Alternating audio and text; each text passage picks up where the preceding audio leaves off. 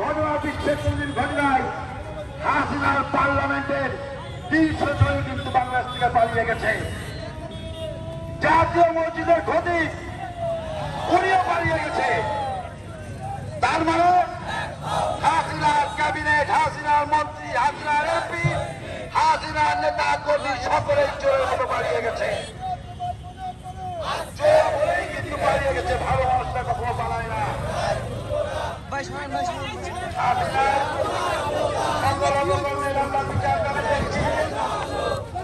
গেল 5ই আগস্ট রাজপথে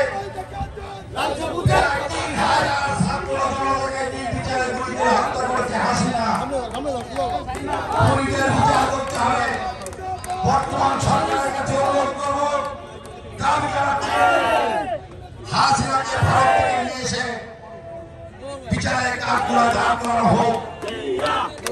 হাসিনা সন্ত্রাসী বাহিনীরা যারা হত্যার সাথে জড়িত তাদেরকে বিচার করা হোক, বিচারের আওতায় নিয়ে আসা হোক।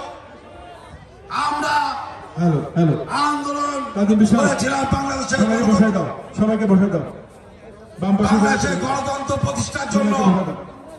বাংলাদেশের গণতন্ত্র এখন প্রতিষ্ঠা হবে, একটি নির্দলীয় নিরপেক্ষ সরকারের অধীনে সুষ্ঠু নির্বাচন হবে ইনশাআল্লাহ। নির্বাচনে বাংলাদেশের জনগণ যাকে ভোট দেবে সেই দলই রাষ্ট্রীয় ক্ষমতা পরিচালনা করে বাংলাদেশের জনগণের আশা আকাঙ্ক্ষার প্রতিফলন ঘটাবে ইনশাআল্লাহ। আমি আজকে সম্মেলনে সকল নেতা কর্মীর কাছে আহ্বান করব, আপনাদের সুচিন্তিত মতামত দেন। কেন 17 বছর যারা বিএনপির নেতৃত্বে রাজপথে ছিল সকল কর্মসূচি সফল করেছে, আন্দোলন হামলা মামলার শিকার হয়েছে, তাদের দায়িত্ব নির্বাচন করবেন ইনশাআল্লাহ।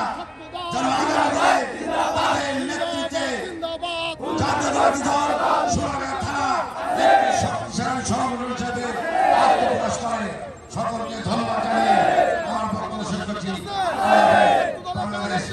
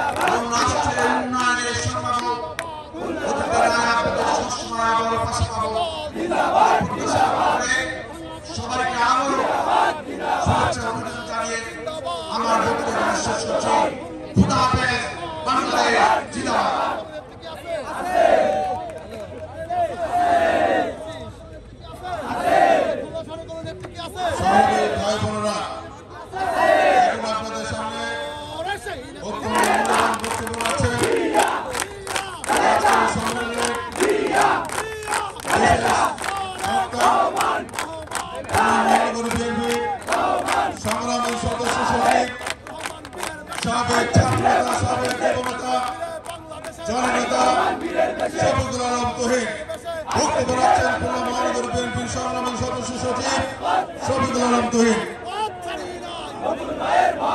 আমি এই যে সামনে যারা দাঁড়িয়ে আছেন আমি অনুরোধ করব মিছিলের স্লোগান দিয়ে ক্লান্ত না হয়ে সবাই চেয়ারে বসে পড়ুন, সবাই চেয়ারে বসে পড়ুন। আমি সুশৃঙ্খল ভাবে সবাইকে চেয়ারে পড়ে